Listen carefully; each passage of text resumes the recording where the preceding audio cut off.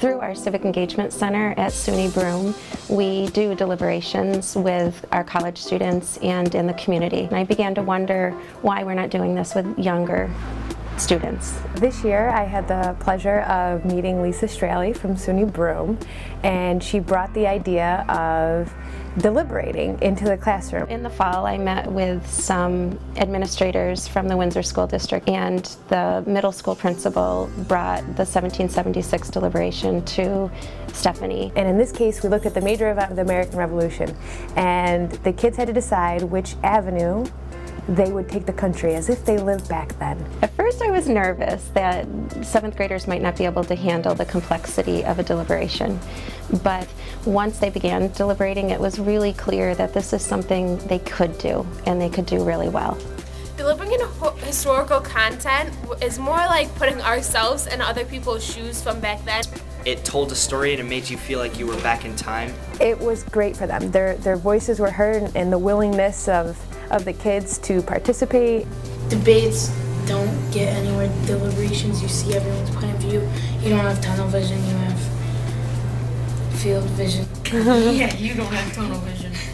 Kids really started to find themselves, and kids that normally don't participate, to see them come to life was, I think, incredible. They begin to see that no solution is perfect, but if it is something that is right for the collective good, it can have a positive impact in the community. So if we had a deliberation, it would bring us more together. It would show everybody different points of view instead of just like labeling people. And you're using everyone as a whole group to make a solution to that problem instead of just using your own idea. You're incorporating every single person. What I wanted was my future teachers to begin to see how deliberations would work with youngsters.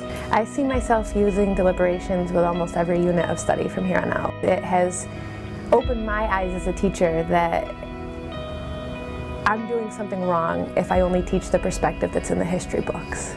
I think one of the nice pieces that my pre-service teachers often reflect is as they worked to help the children find their voices, that my students found their own voices. It's never too late to begin deliberating, but I also believe it's never too early to begin deliberating. I don't think there will be a topic in U.S. history where I couldn't use a deliberation in the future.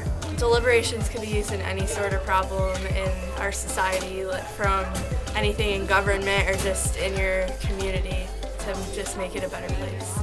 I feel like if people use deliberation more instead of debate, there would be a lot less arguing and animosity in the world, because we'd be able to see everything from everyone else's perspective instead of just our own.